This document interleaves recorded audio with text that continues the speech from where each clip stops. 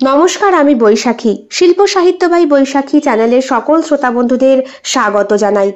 আজ আপনাদের বলবো সম্পূর্ণ ভিন্ন স্বাদের, ভিন্ন আঙ্গিকের প্রাপ্তবয়স্কদের জন্য লেখা একটি গল্প, বয়সের দেয়াল। গল্প পাঠ এবং লেখায় আমি বৈশাখী বিশ্বাস দেবনাথ। গল্পটি প্রথম থেকে শেষ পর্যন্ত শুনবেন। ভালো লাগলে অবশ্যই লাইক করবেন, কমেন্ট করবেন, শেয়ার করবেন এবং আপনাদের প্রিয় চ্যানেল শিল্প সাহিত্য বাই বৈশাখী সাবস্ক্রাইব করে বেল বাটন প্রেস করে পাশে থাকতে একদম ভুলবেন না। বন্ধুরা, শিল্প সাহিত্য বাই বৈশাখী এখন চলে এসেছে ইউটিউব মিউজিক পডকাস্টে। ইচ্ছে করলে আপনারা সেখান থেকেও গল্প শুনতে পারেন এবং আপনাদের ব্যক্তিগত মতামত আমার সঙ্গে শেয়ার করতে পারেন। আজ আপনাদের বলবো ভিন্ন স্বাদের, ভিন্ন আঙ্গিকের প্রাপ্তবয়স্কতার জন্য লেখা একটি গল্প, বয়সের দেয়াল। গল্প পাঠ এবং লেখায় আমি বৈশাখী বিশ্বাস দেবনাথ। যাদের ভালো লাগবে না তারা দয়া করে এড়িয়ে যাবেন। এই গল্পটি সম্পূর্ণরূপে কল্পনা প্রসূত, যদিও কিছু ক্ষেত্রে বাস্তব ঘটনার ছোঁয়া থাকতে পারে। এটি লেখকের কল্পনার সাথে মিশ্রিত একটি সৃষ্টিশীল উপস্থাপন।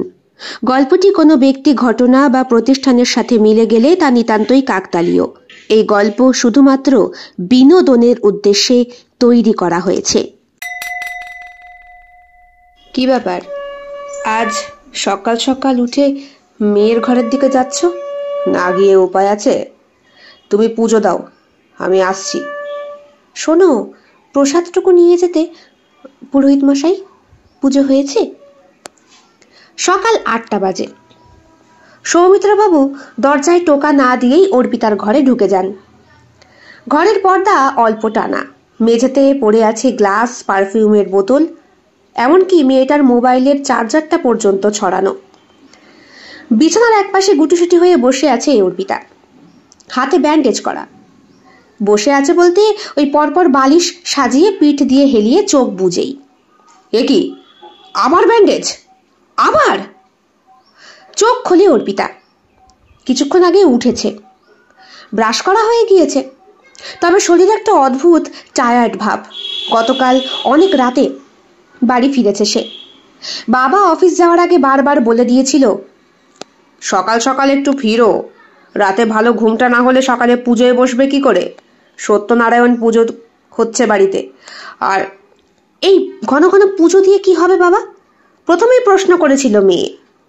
ঠাকুরদেবতায় বিশ্বাস করে না তা না, তবে এটাও জানে বাবা রিটায়ার্ড হয়ে আসার পর থেকে মেয়ের মাথা ঠান্ডা রাখার জন্য সমস্ত ভগবানকেই তুষ্ট করার চেষ্টা করছেন। মেয়ে ছোটবেলা থেকেই বাবা মা ছাড়াই বড় হয়েছে। আয়ার কাছে মানুষ, মা চাকরি করে, বাবাও চাকরি করে, তাই সঠিক শিক্ষাটা দিতে পারেনি, এইটাই ওনার ধারণা। উনি বারবার স্ত্রী শতরূপাকে দোষারোপ করেন। শতরূপা চোখের জলও ফেলে এর জন্য আড়ালে। সৌমিত্রবাবু বিরক্তি নিয়ে বললেন, তুমি আবার হাতে ব্যান্ডেজ করেছো? আবার হাত কেটেছো? বাবা, তুমি কেন এইভাবে আমার ঘরে ঢুকলে? আমি ঘরে না ঢুকলে কি আর জানতে পারতাম যে তুই রাত 12টায় ফিরেছিস আর নিজের হাত কেটেছিস? এইভাবে কদিন চলবে? আমি তো বাচ্চা না বাবা, নিজের জীবন নিজের মতো করে গুছিয়ে নিতে পারি। আচ্ছা, জীবন গুছিয়ে নিতে গিয়ে তুমি আত্মহননের রাস্তা খুঁজে নিচ্ছ, আর এটাই কি তোর নিজের মতো থাকা? একটু ভুল করেছিলাম বাবা, আসলে আমার ভালোবাসাটা ভুল ছিল না, কিন্তু যাকে বেঁচেছিলাম সে ভুল। এই নিয়ে নম্বর ভুল বাছা হলো, আর কবার এই নিয়ে হাত কাটাকাটি হলো। ভালোবাসা অর্পিতা, ভালোবাসা মানে কি রাত কাটানো, পার্টি, ব্রেকআপ আর এই ব্যথার নামান্তর? তুমি বুঝবে না বাবা, ভালোবাসায় কোনো বয়স থাকে না। ঠিক বলেছিস, বয়স থাকে না, কিন্তু প্রেম আর সম্পর্ক, এদের একটা ম্যাচিউরিটি থাকে। সেই ম্যাচিউরিটি একটা চ্যাংড়া ছেলে থাকতে পারে না। মানে? তুই যাদের সঙ্গে মিশিস ওদের কারো দায়িত্ববোধ আছে কি? কাউকে দেখেছিস তোর পাশে থাকতে, তোর মানসিক অবস্থা বোঝার চেষ্টা করতে? কিছু মানুষ তো করে, তাদের চেষ্টাগুলো শেষ হয় ওই বিছানায় অর্পিতা। এখন শোন, আমি ছেলে দেখে রেখেছি, বয়সে তোর থেকে অনেক বড়, চাকরি করে। ছেলেটার জীবন ঠিক আমার মতো, ওই ছেলেই তোকে মানুষ করতে পারবে। মানে তুমি আমার জন্য ছেলেও দেখে ফেলেছো? আমি কি তোমার হাতের পুতুল? না, তুই আমার মেয়ে, কিন্তু আমি আর তোর অবনতি দেখতে পারছি না। আমি চুপচাপ থাকতাম কারণ তোকে পূর্ণ স্বাধীনতা দিয়ে বড় করতে চেয়েছিলাম, কিন্তু তুই সেই স্বাধীনতার অপব্যবহার করেছিস। তুই নিজেকে নিজে শেষ করে দিবি। বাবা, বয়স্ক ছেলেরা ভালোবাসে, ওরা ভালোবাসতে পারে না, ওরা কন্ট্রোল করতে চায় সবকিছু। বয়স্ক ছেলেরা কন্ট্রোল করতে শেখে না, সহনশীলতা শেখে। ওরা ঝগড়ার জায়গায় বোঝাপড়া খোঁজে। সম্পর্ক মানে স্যাক্রিফাইস, সেটা একটা অভিজ্ঞ মানুষই পারে। যেই ছেলেটাকে আমি দেখেছি সে তোর পাগলামি সহ্য করবে, বুঝবে। তুমি কি বিশ্বাস করো আমি আবার ভালোবাসতে পারি? তুই যা ভালোবাসিস তাতে তো আমি চিন্তায় আছি। কিন্তু হ্যাঁ, ঠিক মানুষ পেলে তুই সবটুকু আগে উজাড় করে দিস, সেটাও আমি জানি। আর সেইখানেই আমার সব থেকে বেশি ভয়। প্রত্যেক দিন সকালটা ঠিক এইভাবেই শুরু হয়। আজ বাড়িতে পুজো, একটু অন্যরকম ভাবে ভেবেছিল শতরূপা। কিন্তু হ্যাঁ, মেয়ে কাঁধে ব্যাগ নিয়ে ওপর থেকে নামতেই বলল, কি রে আজও কি করব? বাবার জ্বালায় ঘরে আর টিকতে পারছি না। বাবা আমার জন্য বয়স্ক ছেলেই দেখে রাখবে বিয়ে দেওয়ার জন্য। নিজে বুড়ো হয়ে গেছে আর তুমি এখনো ইয়ং, ভাল লাগে না। এই বলে মুখ বাঁকিয়ে ঘর থেকে গটগট করে বেরিয়ে যায়। পুরোহিত মশাই বললেন, শান্তির জল? আর শান্তির জল ও আপনি মাথায় ছিটিয়ে নিন পুরোহিত মশাই। কি যে সত্যনারায়ণ পুজো আপনি করছেন, মেয়ের মধ্যে তো একটুও প্রভাব দেখতে পাচ্ছি না। শতরূপা চুপ করে তাকিয়ে রইলেন ওনার স্বামীর দিকে। দরজা খুলেই বাবার কাছে একটা জোর বকা খেল অর্পিতা। বাবা সৌমিত্র মেয়েকে যথেষ্ট স্বাধীনতায় বড় করেছেন। তার মানে তো এই নয় রাত 11:15 একটা বছর 27-28 যুবতী কন্যা বাড়ির বাইরে থাকবে আর এত রাতে বাড়ি ফিরবে। ধমকে উঠলেন সৌমিত্র বাবু। চোখে চশমা, হাতে একটা চুরুট। পেশায় আর্মি অফিসার ছিলেন, বর্তমানে রিটায়ার্ড করেছেন। ওনার স্ত্রী একটা স্কুলের প্রধান শিক্ষিকা পদে চাকুরি করতেন, উনিও রিটায়ার্ড করেছেন মাস 6 হলো। আদুরে কন্যা অর্পিতা সমস্ত রকম স্বাধীনতায় বড় হয়েছে যে, তবে অতিরিক্ত লাগাম ছাড়া লালন পালন এখন বিপদে ফেলেছে সৌমিত্র বাবুকে। মেয়েকে দেখে প্রায় থাপ্পড় মারার মতোই এগিয়ে গিয়েছিলেন। ভাগ্যিস শতরূপা দেবী পাশে দাঁড়িয়েছিল, না হলে আজকে এত বড় মেয়ের গায়ে হাত তুলে একটা ক্রাইম করে ফেলতেন তিনি। আজীবন ক্রাইম সিন ঘেটে এসেছেন যেই লোক, তিনি বললেন, তোমার এই পোশাক আশাক আর এই রাত জাগার জন্য তুমি একদিন বিপদে পড়বে দেখো। বাহ, কি সুন্দর বলে দিলে কথাটা। তা আমি যদি রাত করে বাড়ি ফিরি তাতে তোমাদের এত প্রবলেম হয় কেন বাবা? আমি তো বলেছি তোমরা ঘুমিয়ে পড়বে, ডুপ্লিকেট চাবি থাকে, আমি ঠিক ঢুকে পড়বো। দেখেছ মেয়ের কথাবার্তা ছিঁড়ি দেখেছ? আহা, তুমি এরকম কেন করছো? সর দেখি। কি রে, তুই প্রত্যেক দিন রাত করে কেন বাড়ি ফিরিস বলতো? অফিসে যাস, চাকরি করিস, সবটা না হয় মানলাম, তাই বলে কি তোর প্রতিদিন মিটিং থাকে নাকি? আজ মিটিং ছিল না। তাহলে কোথায় গিয়েছিলে? নিশ্চয়ই কারোর সঙ্গে বেলেল্লাপানাগিরি করতে গিয়েছিলে। আহ বাবা, বেলেল্লাপানা করতে যাইনি, আমি একটু দেখা করতে গিয়েছিলাম রাহুলের সাথে। রাহুল? এই নামটা তো নতুন শুনছি। শতরূপা, তোমার মেয়ে কি আবার নতুন কারোর সঙ্গে লাইন মারা শুরু করলো? বাবা কি সব যে বলো। ধাক্কা দিয়ে বাবাকে ঘরের ভেতর ঢুকে যায় অর্পি। বাবা বললেন, আজও মদ খেয়ে ফিরেছ? ওই একটুখানি, বন্ধু বান্ধব জোর করলো, একদিন তুমি মহা ফাঁপড়ে পড়বে দেখো। আমার বন্ধুর ছেলেকে বলেছি রবিবার দিন আসবে, সুন্দর করে সেজে ওর সামনে বসবে। তোমাকে বিয়ে দিতে পারলে আমি গঙ্গা স্নান করব। আহ বাবা, বাকিটুকু আর বলা হলো না অর্পিতার। বাবা দ্রুত বেগে ওপরে উঠে গেলেন। মা হাত দিয়ে অর্পিতাকে চুপ করতে বললেন। বাবা ওপরে চলে গিয়ে দরজা ঠাস করে বন্ধ করে দেবার শব্দ শোনার পর মা বললেন, এত রাত করিস কেন বলতো? তুই আমাদের একমাত্র সন্তান, আদরের সন্তান। তোকে সব রকম ভাবে আমরা বড় করেছি, স্বাধীনতা দিয়েছি, যেখানে পড়তে চেয়েছিস পড়িয়েছি, চাকরি করছিস, তাতেও কোনো আমাদের আপত্তি নেই মা।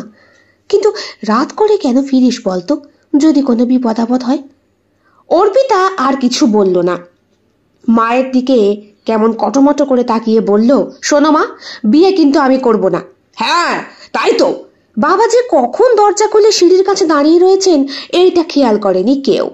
বাবা তারস্বরে চিৎকার করে বললেন, এখনকার জেনারেশন উচ্ছন্ন যাচ্ছে।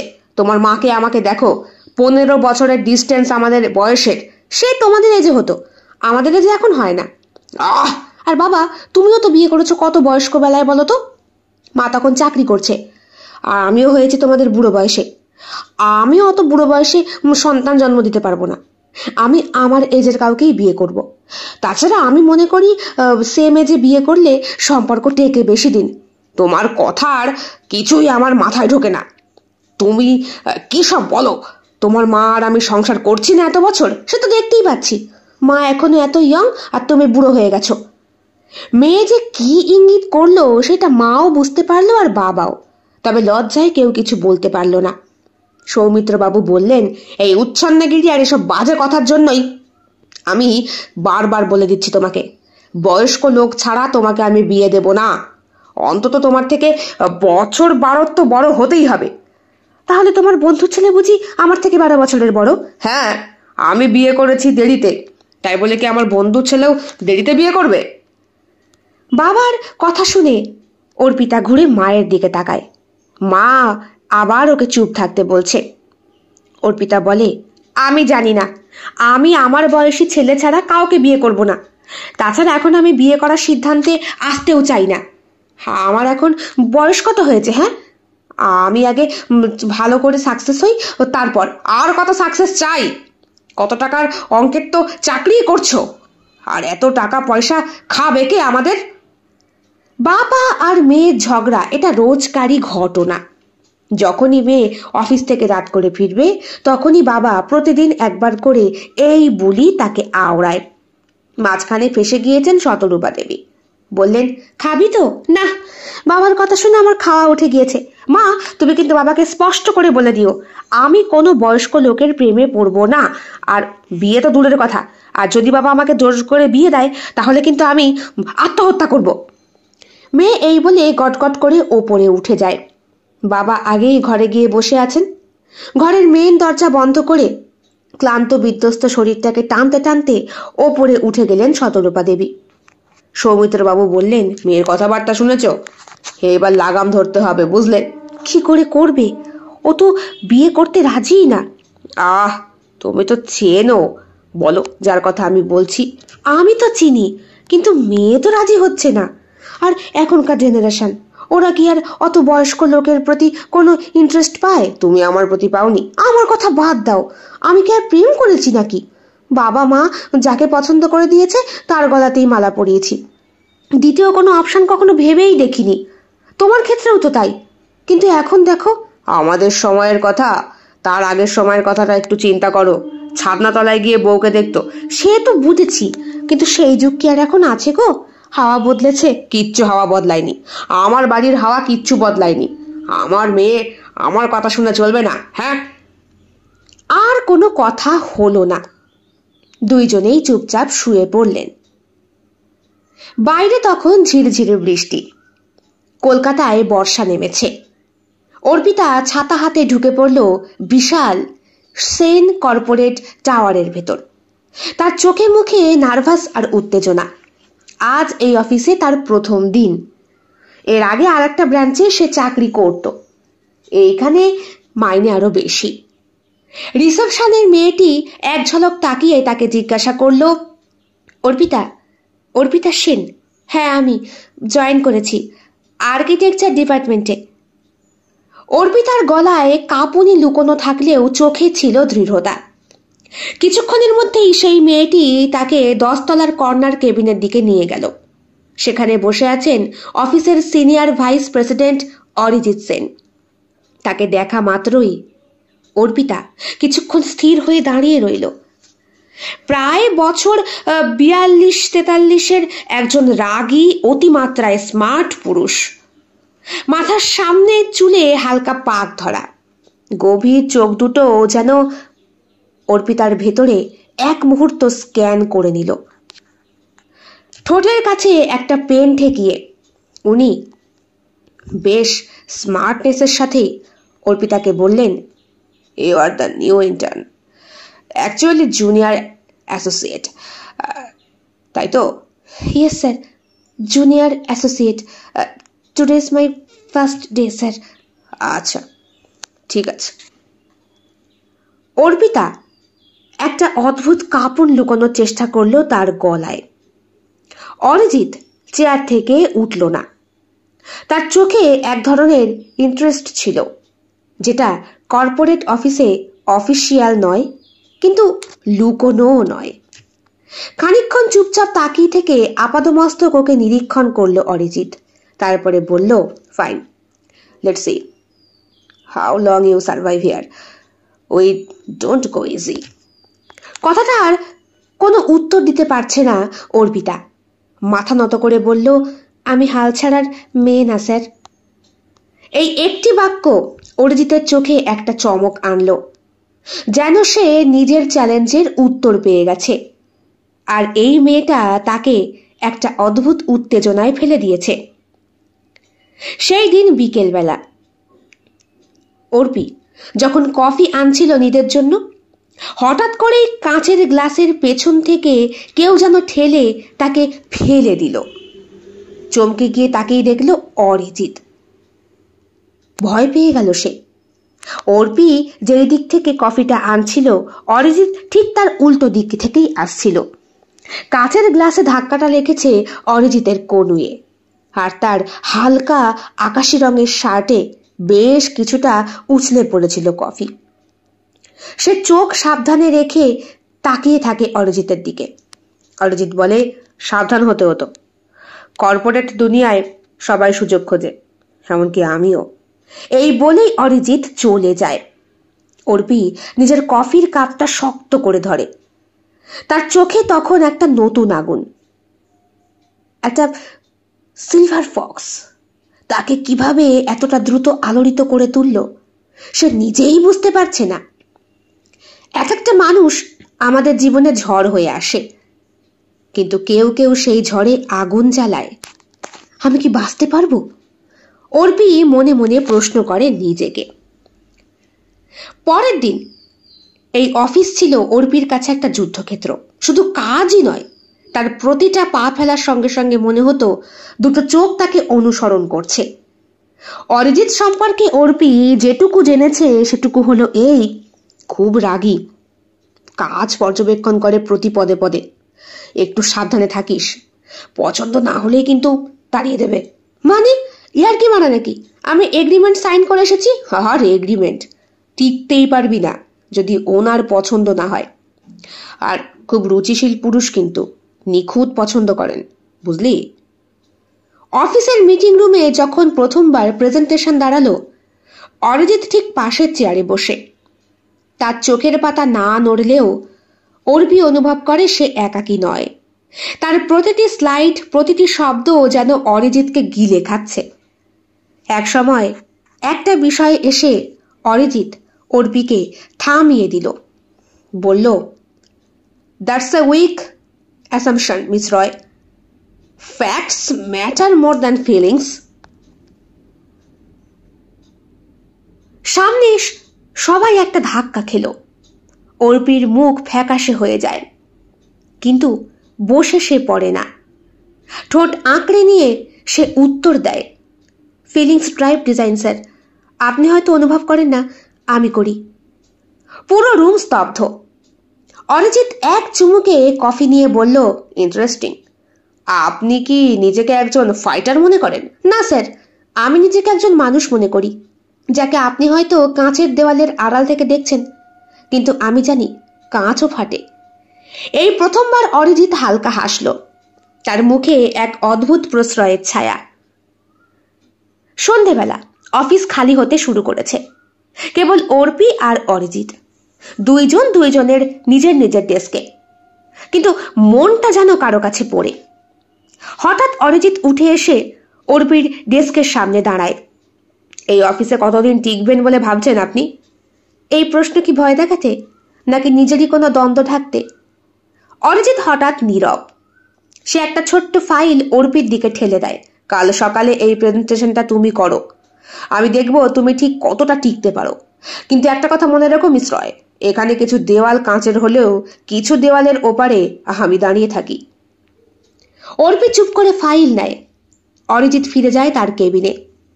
কাঁচের সেই বড় দরজা বন্ধ হয়ে যায়, কিন্তু ছায়ার খেলা দেখতে পায় সে। অরিজিৎ জানলার পাশে দাঁড়িয়ে আছে পিছন ফিরে।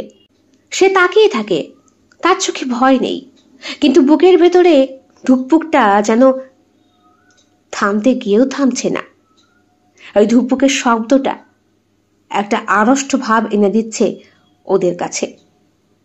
এই পুরুষটা কি আমাকে চ্যালেঞ্জ করছে, নাকি নিজেকে আমার কাছে খুঁজে নিচ্ছে?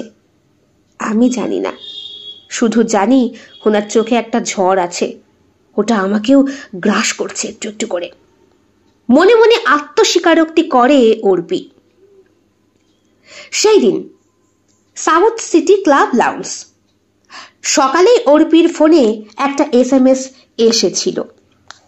আজ প্রেজেন্টেশনটা খুব ভালো হয়েছিল, সুতরাং প্রেজেন্টেশন ভালো হলেই স্যার নাকি একটা পার্সোনালি পার্টি অ্যারেঞ্জ করেন। সেখানে লেখা ছিল dinner tonight 8 PM South City lounge, bring your boldness AR। ঢোক গিলেছিল অর্পি ভয়ে। এই কদিন বাবার ভয়ে এসে রাত করে বাড়ি ফেরেনি, কিন্তু আজকে রাত 8টায় যদি ডিনার হয়, তার উপরে বাড়ি থেকে কতটা যেতে হবে, বিপদ হবে না তো? কিন্তু কোনো প্রশ্ন করার সুযোগ ছিল না। এটা একটা আদেশ, আবার অদ্ভুতভাবে একটা আমন্ত্রণও বটে। অর্পি এসেছে। এক চুলও হেলেনি তার কনফিডেন্স। কালো শিফন শাড়ি, লিপস্টিকটা বেছে নিয়েছে ডার্ক ওয়াইন শেডে, লাল নয়, কিন্তু সে আগুন নিয়ে খেলতে চায়, পোড়াতে নয়। অরিজিৎ আগে থেকেই বসেছিল, হাতে একটা স্কচের গ্লাস, চোখে ঠান্ডা আত্মবিশ্বাস। সে উঠে দাঁড়ালো না, শুধু চেয়ারের পাশে বসে ইঙ্গিত করলো, তুমি তো সময় মতো এসেছো, আমি খুশি হলাম। অর্পি চুপ করে বসে। আদেশ ছিল, তাই অমান্য করার সাহস দেখায়নি। এই প্রথম তুমি ঠিক বুঝতে পেরেছো আমাকে, কিভাবে এই দুনিয়াটা চলে। ওয়েটার মেনু এনে দেয়।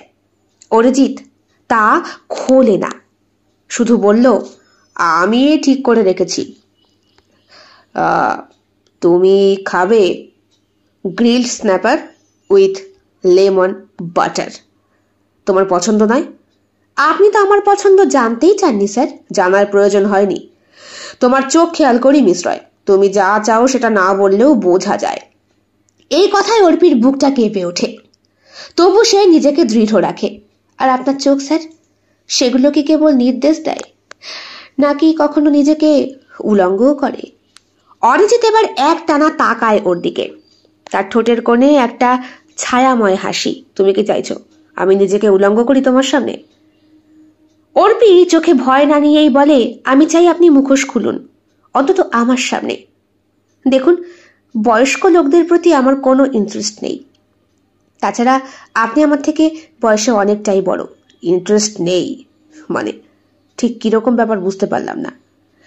সেসব বলতে গেলে আমার ব্যক্তিগত জীবনে আপনাকে প্রবেশ করতে হবে, তাই এখানে তো কেউ নেই, আমি আর তুমি ছাড়া। দু একটা ব্যক্তিগত কথা হতেই পারে। আপনি বিয়ে করেননি? না, প্রয়োজন বোধ করিনি। কেন? সংসার আমার জন্য নয়, ভালো লাগে না। ও, আমিও ঠিক এই কারণেই বোধহয়। মানে ঠিক কিরকম? আমার মাকে দেখেছি খুব একা থাকতে। বাবা আর্মিতে ছিলেন, তারপরে বাবা যখন এলেন, মা তখন অনেকটাই ইয়ং, কিন্তু আমি বুঝতে পারতাম বাবা মার মধ্যে একটা অদৃশ্য দেয়াল কাজ করছে, ঠিক কাঁচের দেয়ালের মতো। ওরা ইচ্ছে করেই সেই দেয়ালটাকে ভাঙার চেষ্টা করে না। দুইজন দুইজনের বয়সের দোহাই দিয়ে নিজেদের ইচ্ছে আকাঙ্ক্ষা সবকিছুকে ধূলিসাৎ করছে। বাবা একটা ইয়ং মেয়েকে বিয়ে করেছিল হয়তো বয়সকালে বাবার লাঠি হবার জন্য, কিন্তু মেয়েটার যে একটা ভবিষ্যৎ আছে, তারও যে কিন্তু চাওয়া পাওয়া কামনা থাকতে পারে, এইটা বাবা বোঝেনি। তার মানে তুমি সমবয়সী ভালোবাসায় বিশ্বাস করো, এই তো? আপনি কি করে বুঝলেন? তোমার কথাতে স্পষ্ট বোঝাই যাচ্ছে। ডিনার আসে, খাবারের বাষ্পে গন্ধ ছড়ায়, কিন্তু টেবিল জুড়ে একটা অদ্ভুত নীরবতা। মাঝে মাঝে ঘড়ির কাঁটা টুংটাং শব্দ আর দৃষ্টির অনুচ্চারিত সংঘর্ষ। অরিজিৎ হঠাৎ করে গ্লাসে আরো একটু মদ ঢালে। তুমি জানো, এই শহরে সবাই একা। মুখে যাই বলি, তবে গভীর রাতের শেষে আমরা সবাই কাউকে খুঁজি। কেউ শরীর চায়, কেউ সঙ্গ, আর কেউ চায় প্রতিশোধ। আপনি কোনটা চান? আমি সবটাই দিয়েছিলাম, কিন্তু এখন শুধু চাই একটা আগুন যা আমাকে পুড়িয়ে দিতে পারে। অর্পি ধীরে ধীরে হাতে গ্লাস তুলে নেয়, তাকায় তার চোখে। সাবধান, আগুন যারা চায় তারা ধ্বংসের কথাও লেখে। সেই রাতে ডিনার শেষে অর্পি ফিরে আসে নিজের ফ্ল্যাটে। দরজা বন্ধ করার আগে একবার আয়নায় চোখ পড়ে তার। চোখের নিচে হালকা কালি, ঠোঁটে ফ্যাকাশে একটা হাসি। আজ বাড়িতে বাবাকে বলে এসেছে, আমি আমার বান্ধবীর ফ্ল্যাটে আজকে উঠব। কেন? রাত করে ফিরলে তোমাদের প্রবলেম হয়। তাছাড়া আজকে আমার এআর এর সঙ্গে একটা মিটিং আছে। এআর মানে বস। তোমার বস তো ছিল HM, মানে হেমন্ত মোদক বোধ হয়, তাই না? না, ওনার কোম্পানি ছেড়ে দিয়েছি। দেখেছ, মেয়ের কাজ দেখো, আমাদেরকে না জানিয়েই এক এক সময় এক একটা কোম্পানি জয়েন করছে। বাবা, এটাতেও কি আমার কোনো স্বাধীনতা নেই নাকি? দেখো, আমি আজকে বাড়ি ফিরবো না। আমার এক বন্ধু, সে সাউথ সিটির কাছেই থাকে, ওখানে একটা ফ্ল্যাটে আমি উঠবো। রাত হবে তো, তোমাদের ঘুমের ডিস্টার্ব হয়। তাছাড়া তুমি তো কত রকম অসুখ বাঁধিয়ে বসে আছো। এই বলেই আজকে বাড়ি থেকে বেরিয়েছিল অর্পি, কিছু লাগেজপত্র গুছিয়ে। ওর বন্ধু মানে রাহুল ওকে বলেছিল, আমি বাড়ি নেই, তুই ব্যবহার করতে পারিস ফ্ল্যাটটা, চাবি দেখবি দারোয়ানের কাছে আছে। সেইখানেই সে উঠেছে আজকে। আয়নার সামনে দাঁড়িয়ে নিজেকে একবার দেখে অর্পি। আমি কি ডুবে যাচ্ছি? নিজেই নিজেকে প্রশ্ন করে। রাত্রি 1:17। দক্ষিণ কলকাতার অ্যাপার্টমেন্ট। ঘরে আলো নেভানো, শুধু বাথরুম থেকে ফাঁক করে রাখা দরজার তলায় সাদা আলো এসে পড়েছে। সেই আলোয় আধা অন্ধকার ঘরটা একটা রহস্যময় ছবির মতো। খানিকক্ষণ অর্পি চুপ করে তাকিয়ে থাকে সেখানে। আয়নার সামনে দাঁড়ায়। সিপনের শাড়িটা সে অনেকক্ষণ আগেই খুলে ফেলেছে।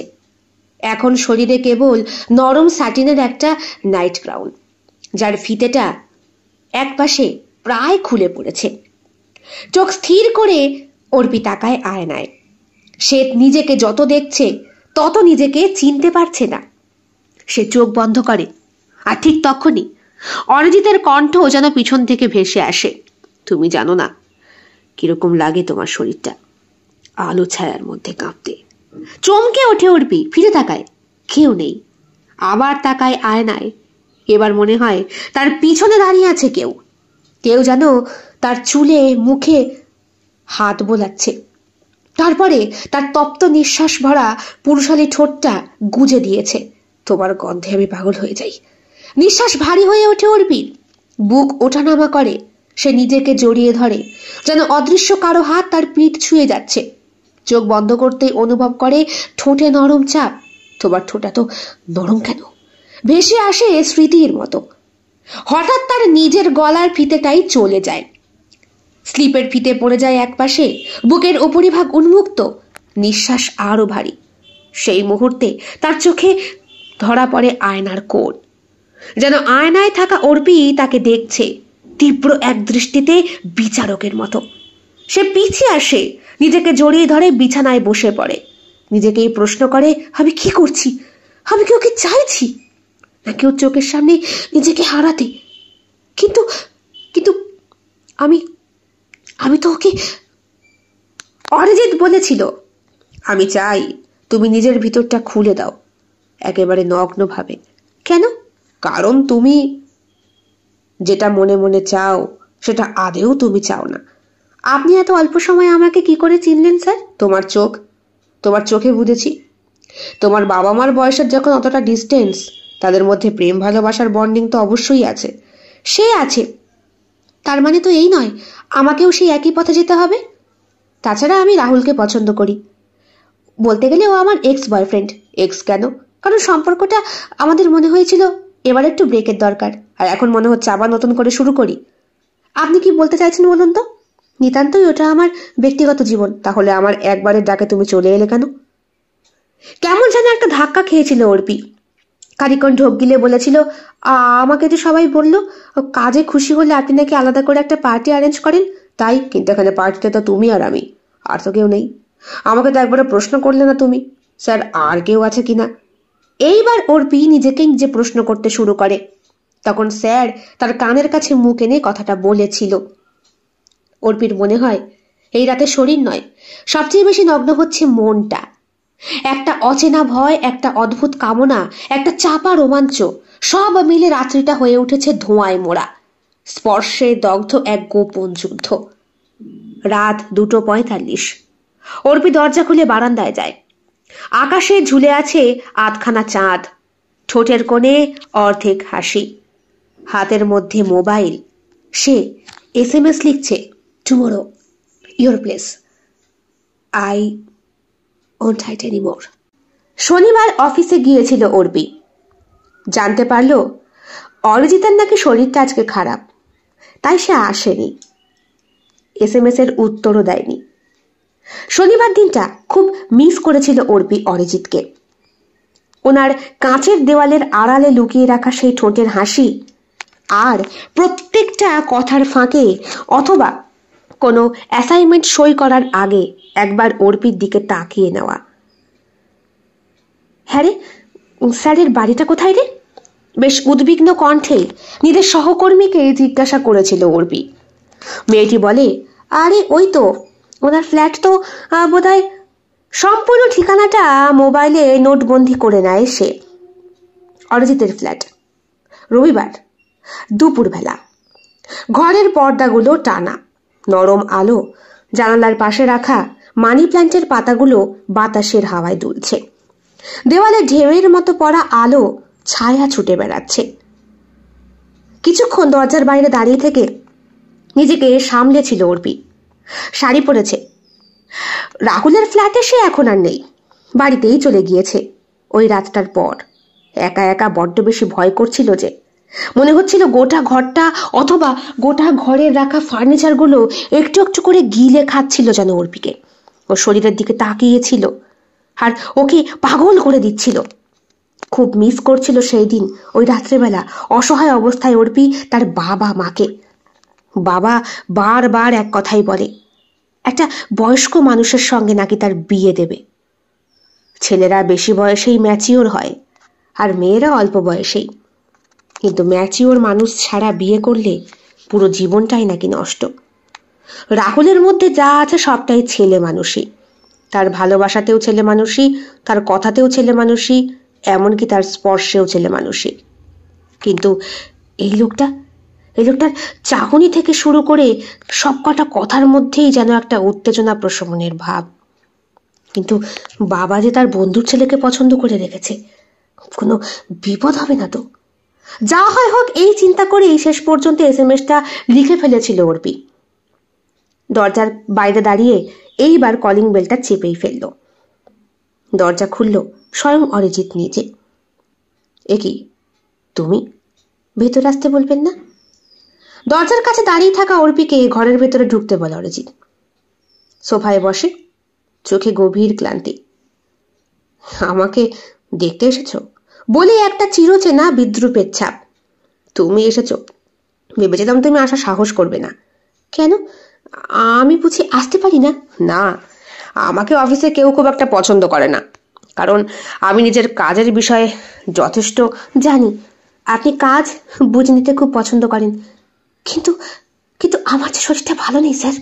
শরীর ভালো নেই মানে? ভাবুন না, আজ আমি নিজেকে আর ধরে রাখতে পারছি না। অর্পি ধীরে ধীরে এগিয়ে আসে তার স্যারের কাছে। অরিজিৎ উঠে আসে। দুইজন মুখোমুখি, মুখ এতটাই কাছে যে নিঃশ্বাসের তাপ অনুভব করা যায়। অর্পির চোখে কোনো লুকোনো দ্বিধা নেই, ভয় নেই, আত্মসমর্পণ আছে। তুমি কি জানো, আমি সব জানি। আমি সব রকম নগ্নতা আজকে মানতে এসেছি। অরিজিৎ তার গাল ছুঁয়ে যায়। তোমার চোখে এইসব ব্যথা জমে আছে জানো? কোনো উত্তর দেয় না অর্পি। সে ধীরে ধীরে তার কাঁধ থেকে ব্লাউজের ফিতেটা খুলে ফেলে। তার হাত কাঁপছে, কিন্তু চোখে ভয় নেই। অরিজিৎ বলে, তুমি এটা কি চাইছো? আমি দেখতে চাইছি, আমি দেখতে চাই আপনার মধ্যে আর একটা অল্প বয়সী ছেলের মধ্যে পার্থক্যটা কিসের? মানে? আর কোনো কথা বলতে পারে না অরিজিৎ। অর্পি তাকে শক্ত করে ধরে তার ঠোঁটে নিজেকে সমর্পণ করে। অরিজিৎ তার ঠোঁটে হালকা করে চুমু খায়, প্রথমে হালকা, তারপর গভীর, তারপর যেন সময় থেমে যায়। শরীর ও মন একসাথে খুলে পড়ে ধীরে ধীরে। পোশাক নয়, এক একটা অপরাধবোধ আর অহংকার, সবকিছু। বিছানার চাদরে তারা নিজেদেরকে জড়িয়ে ফেলে। তাদের শ্বাসে মিশে আসে কামনা আর কান্না, স্পর্শ ফুটে ওঠে সমস্ত অতীতের ফাটল আর বর্তমানের আগুন দিয়ে। এভাবে আমি যদি ভেঙে যাই, তুমি আমাকে কুড়িয়ে নেবে তো? কোনো উত্তর দেয় না অরিজিৎ, কেবল জড়িয়ে ধরে তাকে। এক দীর্ঘ গরম শান্ত হাহাকারে ভেসে যায় তারা। ঘরের জানালার বাইরে দুপুরের আলো বদলেছে। বিছানার চাদরটা এলোমেলো, কিন্তু এক কোণে পড়ে আছে অর্পির কানের দুল। অরিজিতের পাশাপাশি সে নিঃশব্দে শোয়া, নগ্ন, কিন্তু তার মধ্যে কোনো লজ্জার ভাব নেই। বাবা ফোন করেছিল কিছুক্ষণ আগে। ফোন রিসিভ করে অর্পি জানিয়েছে, আজকে রাতে আর বাড়ি ফিরবো না বাবা। কি ব্যাপার? আজ কণ্ঠস্বরে একটু অন্যরকম ভাব। বন্ধুর বাড়িতে এসেছি, আজকে রাতটাও থাকতে বলছে। কিন্তু তোমার কোন বন্ধুর বাড়ি গিয়েছো? আমি মার্কেটে গিয়েছিলাম, রাহুলের সঙ্গে যে আমার দেখা হয়েছে। আর তাছাড়া রাহুল বলল তোমরা নাকি আর সম্পর্কের মধ্যে নেই। কি ব্যাপার? তুমি কি করছো বলো তো? নিজের জীবনটাকে কি উচ্ছন্ন দেবে? বাবার কথাগুলো হয়তো পাশ থেকে সবটাই শুনতে পেয়েছিল অরিজিৎ। তখন সে হাত বোলাচ্ছিল নরম চুলে অর্পির। ফোন রাখতেই অরিজিৎ বলে উঠল, তোমার বাবা সবটা জানে না? বলতে পারবো না। কেন? আসলে বাবা সবসময় চেয়েছিলেন এমন একজনের সঙ্গে আমাকে বিয়ে দিতে, যে কিনা আমাকে সামলাতে পারে, যে আমার ছেলে মানুষগুলোকে ভালোবেসে মেনে নেবে, যে আমাকে বাবার মতোই আগলে রাখবে। এখন কি মনে হচ্ছে? মনে হচ্ছে বাবার সিদ্ধান্তটাই ঠিক। অরিজিৎ জড়িয়ে ধরে অর্পিকে। সেই দিন সন্ধেটা ওরা দুইজনে বাইরে ঘুরতে বেরোয়। যদিও অর্পির খুব ভয় লাগছিল, কি হবে কি জানি। একটা রাত অরিজিতের সঙ্গে সে থাকতে চায়। সে বলে, আচ্ছা যদি বিয়ে না করে আমরা এইটা দেখি আমাদের মধ্যে বন্ডিংটা কত দূর, আমরা আসলেও নিজেদের মধ্যে টিকিয়ে রাখতে পারবো কিনা সম্পর্কটা। এই একই কথা বলেছিল আমাকে চন্দনা। চন্দনা কি? আমার প্রাক্তন। ওর সঙ্গে আমি লিভিনে ছিলাম প্রায় বছর 5। কিন্তু 5 বছর আমার সঙ্গে থেকেও, এক বিছানায় থেকেও ও আমার সঙ্গে টিকতে পারল না।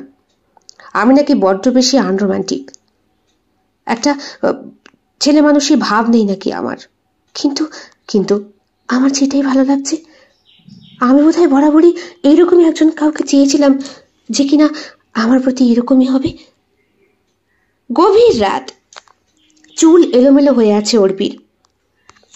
সে চুপ করে বিছানায় শোয়া, কিন্তু অরিজিৎ বিছানায় জেগে বসে। তার চোখে ঘুম নেই, বরং তাতে ঝুলছে ওটা অনুভব, একটা দাবি, একটা অঙ্গীকার। সে নিচু হয়ে অর্পির গালের দিকে চুলটা সরিয়ে চুমু খায়। চুমু নয়, দাগও হয়েছে গলায়। কেন যেন আজ ছোঁয়া একটু বেশি খড়খড়ে। তুমি এখন আমার, একেবারে অন্য কারো না। পরের দিন সকালবেলা ঘুম থেকে উঠে পড়ে অর্পি। অরিজিৎ তৈরি হচ্ছে। আয়নার সামনে নিজেকে দেখে অর্পি। তার ঘাড়ে লাল দাগ, কিছুটা হাসে, কিছুটা সংকোচ বোধ, চোখে মুখে একটা পরিবর্তন। এইসব দাগ শুধু ভালোবাসায় নয় অরিজিৎ, কোথাও যেন একটা জোর কাটানোর ইঙ্গিত। তুমি তো চুপই ছিলে, কিছু তো বলনি। চুপ থাকাটা সম্মতি নয়, সবসময় নিশ্চয়ই না। দুইজনে মুখোমুখি দাঁড়ায়। হাওয়াটা ভারী। তুমি কি আমাকে দোষ দিচ্ছ? না, মনে করিয়ে দিচ্ছি, আমার শরীর আমারও, তাতে অধিকার ফলানোর আগে একটু নিজেকে প্রশমিত করো। অরিজিৎ কিছু বলে না, সে চুপচাপ তাকিয়েই থাকে অর্পির দিকে। বলে, আজকে অফিস যাবে না? যাব। চলো তাহলে বেরিয়ে পড়ি। সেই দিন বিকেলে অর্পি যখন অফিস থেকে ফিরে বাড়ি যাবার কথা বলে, তখন অরিজিৎ বলে, আরও একটা দিন থেকে গেলে হতো না? আমি চাই তুমি এবার সম্পূর্ণভাবে আমার কাছে এসো, বাবার কাছে, মার কাছে। তুমি কি বরাবরই এইরকম? বাবা মা আমাকে খুব ভালোবাসে অরিজিৎ, পূর্ণ স্বাধীনতায় আমায় বড় করেছে। তোমার সঙ্গে সম্পর্ক হওয়ার আগে আমার রাহুলের সঙ্গে সম্পর্ক ছিল, ডেটও করেছি অনেকগুলো দিন, কিন্তু ওর মধ্যে এখনো একটা ছেলে মানুষই ভাব, ও ম্যাচিওর হয়নি। তুমি সম্পূর্ণ ম্যাচিওর একটা পুরুষ, যে সব রকমভাবে আমাকে সামলাতে পারবে, সব রকমভাবে আমাকে কি ভালোবাসতে পারো, বুঝতে পারো আমার চাহিদা পূরণের জায়গাটা। এই কদিনেই তুমি আমায় বুঝতে পারলে। মেয়েদের বুঝতে বেশি দিন সময় লাগে না, আবার কিছু কিছু মানুষকে সারা জীবনেও চেনা যায় না। বাড়ি ফেরার আগে ফোনটা চেক করে অর্পি। অর্পির পাঠানো সমস্ত মেসেজ এবং ছবি ডিলিট করে। অরিজিৎ বলে, কি ব্যাপার, তুমি সব ডিলিট করছো কেন? দেখো, এগুলো রাখার কি দরকার? আমি চাই তুমি সরাসরি এসে বাবা মার সাথে কথা বলো। রাত 9টা অর্পি ফিরে আসে। দরজা খুলতেই বাবা প্রশ্ন করলেন, কি ব্যাপার, আজকেও এত রাত? বাবা, মানে ওই আর কি। দেখো বাবা, তুমি আমাকে এরকম করে প্রশ্ন করতে পারো না। রাত হতেই পারে, আমি তো বলেছি যে এখন রাত হওয়াটা স্বাভাবিক। নতুন অফিসে জয়েন করেছি, নতুন কাজ আর নতুন বয়ফ্রেন্ড, এই তো আবার একটা জুটিয়েছ। তুমি এই জীবনে যে কতগুলো কলঙ্কের দাগ লাগালে। আচ্ছা বাবা, বন্ধু বান্ধবের সঙ্গে মেশা মানেই কি কলঙ্কের দাগ লাগানো? বাবার সাথে প্রায় ঝগড়াই বেঁধে যাচ্ছিল অর্পির। শেষ পর্যন্ত রাগ করে বলল, দূর, আমি আর ঘরেই থাকবো না। এই বলে সে ব্যাগ নিয়ে বেরিয়ে পড়ে। মা বললেন, কোথায় যাচ্ছিস? কি বউ, এত রাতে মেয়েটাকে বাড়ি থেকে তাড়িয়ে দিচ্ছ? যার নামে যাক, যা শুরু করেছে আমি আর ওকে বাড়িতে রাখতে পারবো না। অরিজিৎ দরজা খুলিয়ে প্রশ্ন করলো, কি ব্যাপার, তুমি এত রাতে? প্লিজ আজকে রাতে একটু থাকতে দাও, বাবা বড্ড বেশি বকবক করছে। বড্ড বেশি বকবক মানে? আরে ধুর, রাত হয়েছে বাড়ি ফিরতে। রাত হয়েছে কেন? রাত হলো কেন? আজ হঠাৎ রুদ্রর সঙ্গে দেখা হয়েছে তাই। রুদ্র? সেটা আবার কে? উফ, দেখো, ও আমার বন্ধু। আর একটা কথা বলি অরিজিৎ, তুমি আমার প্রেমিক, মালিক নাও, কিন্তু আমি তোমায় ভালোবাসি। এটা কি অপরাধ? না, ভালোবাসা দম বন্ধ করে দেয়, তবে সেটা প্রেম নয়, আগুন। সেই রাতেই তারা একসাথে ঘুমোয় না। ডিভানের ওপরে ঘুমিয়ে থাকে অর্পি আর অরিজিৎ বিছানায়। দুটো শরীর আলাদা, কিন্তু গত রাতের কামনার উত্তাপ এখনো ঘরে জমা। তারা জানে এক রাতে নগ্ন হয়েছিল শরীর দিয়ে, এবার নগ্ন হতে হবে আত্মা দিয়ে। সেই কাজটা যে আরো বেশি কঠিন। পরের দিন সকালে উঠেই অর্পি বাড়ি থেকে বেরিয়ে যায়। আজকে রুদ্রর সঙ্গে দেখা করতে হবে। রুদ্র ওর খুব কাছের একটা বন্ধু, সমস্ত ফিলিংস ওর কাছে শেয়ার করে সে। রুদ্র দাঁড়িয়ে আছে জানলা ধরে, চোখে সানগ্লাস, গালে হেডফোন ঝুলছে গলায়। পিছন থেকে এসে অর্পি বলে, আজ অফিস কামাই করেছি তোর জন্য। গতকালকে বললাম আমার সঙ্গে দেখা করতে পারলি না, আর তোর সঙ্গে দেখা করার অজুহাতে বাড়ি থেকে বেরিয়েছিলাম। বাবার সঙ্গে দেখা হতেই বেমালুম সে কথা বলে দিলি। আমি কি করে বুঝবো তুই আমার সঙ্গে দেখা করার জন্য মিথ্যে বলেছিস? মিথ্যে না বলে উপায় আছে? বাবা তো আমাকে এখন দু চোখে সহ্য করতে পারে না, সে আমি জানতাম। আমার সঙ্গে যখন সম্পর্কে ছিলি তখন এরকম করতো, তো এখন আবার কার সঙ্গে জুটিয়েছিস? অফিসের বস। বাহ, খুব ভালো। তা হঠাৎ করে আমার সঙ্গে? আচ্ছা, তুই তো আমার খুব কাছের বন্ধু, তুই আমাকে একটু দেখে বলতো। তার উপরে তুই জ্যোতিষী গিরিও করিস। মানে? মানে ও আমাকে ভালোবাসে, কিন্তু আমার যেন মনে হচ্ছে ও আমার নিঃশ্বাসটা কেড়ে নেবে, আমার স্বাধীনতাও। মানে? তোর সঙ্গে দেখা হয়েছে জিজ্ঞেস করলাম, ওকে জানাতেই ও আমাকে বলল ওকে কেন জানায়নি, ও আমাকে ভালোবাসে, ওর আমার উপরে অধিকার। সে তো অবশ্যই, যে ভালোবাসে তার তো অধিকার থাকবেই। বুঝলাম, তাই বলে কি আমি ওকে না জানিয়ে কারোর সঙ্গে দেখাও করতে পারবো না? রুদ্র কিছুক্ষণ চুপ করে থাকে, তারপরে বলে, দেখ, ভালোবাসা তো একটা দাবি, তাই না? এটা কোনো প্রশ্ন থাকে না। তুই বা ওকে কেন জানাবি না? তুই ওর ইচ্ছেকে গুরুত্ব দিবি, ও তোর ইচ্ছেকে গুরুত্ব দেবে, এটাই তো স্বাভাবিক, তাই না? আচ্ছা রুদ্র, আমি কি ঠিক করছি? ও আমার থেকে বয়সে অনেকটা বড়, অনেকটা, কিন্তু আমার যেন মনে হচ্ছে ওই যেন আমার সব। যখন মনে করেছিস তখন সেটাই স্বাভাবিক হতে পারে। রুদ্র বলতে পারে না অর্পিকে যে সে নিজেও ভালোবাসে। রুদ্রর অ্যাপার্টমেন্টে অনেক বছর আগে এসেছিল অর্পি, সঙ্গে তখন রাহুল ছিল। পরিচয় করিয়ে দিয়েছিল রাহুল তার বয়ফ্রেন্ড এই বলে, কিন্তু রুদ্র ও তো খুব ভালোবাসত। ও তো কোনো স্পর্শ চায়নি, বন্ধুত্ব চেয়েছে। ওর চুলের ফাঁকে মুখ গুছে ওর কাঁধে গোপন জায়গায় দীর্ঘ চুমু খেতে চেয়েছে। হয়তো ও শরীরটাকে থরথর করে কাঁপাতে চেয়েছে একটা ভালোবাসার বোধে। স্পর্শ অস্তিত্ব তো পরের কাজ।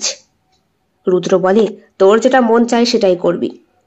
দেখ, কি বলবো বলতো, ভালোবাসা হলে একটা শান্ত নদীর মতো নয়, একটা উত্তাল সমুদ্র, যেখানে সবাই ডুবে যেতে চায় কিন্তু কেউ সাঁতার জানে না। মানে? তোর বাবা মাকে দেখ, একে অপরকে কত ভালোবাসে, কিন্তু তোর বাবা এখন তোর মাকে সেরকমভাবে হয়তো ভালোবাসতেও পারে না। এখন তোর মায়ের কাছে তোর বাবার সম্পর্কটা আর তোর বাবার কাছে তোর মায়ের সম্পর্কটা একে অপরের পরিপূরকের মতো হয়ে ঠেকেছে। তোর বাবা তোর মাকে ছাড়া এখন একদণ্ড ভাবতে পারে না, তোর মাও তাই। এদিকে তোর মা তোর বাবার থেকে কতটা ইয়ং। তার জীবনের গোপন ইচ্ছে বাসনা সে কিন্তু বিসর্জন দিয়েছে ওই বয়স্ক মানুষটার জন্য। তাকে ভালোবেসে, তোকে জন্ম দিয়ে, এই সংসারটাকে আঁকড়ে ধরে সবসময় সবকিছু শরীর দিয়ে টেকে না অর্পি। কিছু কিছু সময় ওই বয়স্ক মানুষের ম্যাচিওর ভাবটা, তার আগলে রাখাটা, সবকিছু মিলেমিশেই ভালোবাসার সৃষ্টি। অর্পি চুপ করে রুদ্রর দিকে তাকিয়ে রুদ্রকে জড়িয়ে ধরে আচমকা, বলে, থ্যাংক ইউ আমার ভেতরে দ্বন্দ্ব কাটানোর জন্য। রুদ্র, আমার পক্ষে দেখ, রাহুল মোটেই আইডিয়াল নয়, একমাত্র তুই আমাকে সেটা বললি। রুদ্র বলতে পারে না, আমিও যে তোকে খুব ভালোবাসি রে। বুক ফাটা কান্নায় আমারও মনটা ভাসছে, কিন্তু তোকে বোঝাতে পারছি না। পরের দিন নাচতে নাচতে অর্পি অফিস যায়। জানতে পারে অরিজিৎ বেশ কদিনের জন্য দিল্লি গিয়েছে। ফোনটা চেক করে অর্পি দেখে অনেকগুলো SMS এসেছে, ফোন কলও। কিন্তু গতকাল রাতে এত জোরালো একটা ঘুম হয়েছে যে কিছুতেই ঘুমটা ভাঙতে চায়নি অর্পির। পাল্টা ফোন কল করলে অরিজিৎ ফোন রিসিভ করে বলে, দিল্লি এসেছি, বোর্ড মিটিংয়ে বসবো, পরে তোমার সাথে কথা বলছি। শোনো, মানে পরে কথা বলছি। ফোনটা রেখে দেয় অরিজিৎ। বাবাও মার সাথে এরকম করতো। যখন কোনো স্পেশাল কাজে যেত তখন ফোন রিসিভ করতো না, লোকেশন বলতো না। এই ক্ষেত্রে অরিজিৎও ঠিক তাই করছে। কিন্তু পরক্ষণে সব কাজ মিটে গেলে বাবা ফোন করে মার সাথে আদুরে গলায় কথা বলতো। এমনকি মা কান্নাকাটি করলে মাকে কত রকম ভাবে সান্ত্বনাও দিত। ছোটবেলা থেকে এগুলো দেখেই বড় হয়েছে অর্পি। পুজোর সময় মা ঘুরতে বেরোতো না, বাইরের রেস্টুরেন্টে খেতে যেত না, বাড়িতে ভালো মন্দ রান্না করলেও মায়ের চোখে জল। কারণ তোর বাবা তো থাকছে না, বল, তুই বন্ধুদের সাথে ঘুরে আয়গে। আর এই সবের জন্যই অর্পি বাইরে বেরোনো সব থেকে বেশি শিখেছে।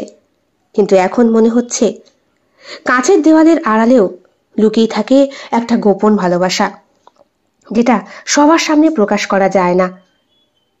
অরিজিৎ ঠিক সেই রকমই একটা মানুষ। বাড়িতে সকলকে জানিয়ে দিয়েছে অর্পি সে তার বসকেই বিয়ে করবে, এবং তার থেকে বয়সে অনেকটাই বড়। বাবা বললেন, দেখেছো, আমি বলেছিলাম না আমার মেয়ে। আচ্ছা বাবা, আমার কেমন যেন মনে হচ্ছে এই লোকটাই তোমার সেই বন্ধুর ছেলে। এটা সত্যি নয় তো? বাবা দেখো, যদি সত্যি হয় তাহলে কিন্তু আমি বিয়ে করব না। বাবা এক গাল হাসি দিয়ে মেয়ের গালে হাত দিয়ে বললেন, না, এইটা আমার অফিসের, মানে আমার বন্ধুর ছেলে নয়। তার বয়স 42 না, তার বয়স ছিল 38।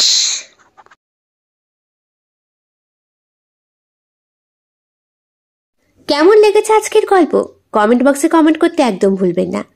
ভালো লেগে থাকলে অবশ্যই লাইক করবেন, কমেন্ট করবেন, শেয়ার করবেন এবং আপনাদের প্রিয় চ্যানেল শিল্প সাহিত্য বাই বৈশাখী সাবস্ক্রাইব করে বেল বাটন প্রেস করে পাশে থাকতে একদম ভুলবেন না বন্ধুরা। দেখা হবে খুব শিগগিরই আগামীকাল সম্পূর্ণ নতুন একটি ভিন্ন স্বাদের গল্পের সঙ্গে। আপনাদের সকলের উপস্থিতি একান্তভাবে কামনা করি। সকলে খুব ভালো থাকবেন, সুস্থ থাকবেন এবং একইভাবে সাহায্য এবং সহযোগিতার হাত বাড়িয়ে দেবেন। সবাই ভালো থাকবেন। শুভরাত্রি।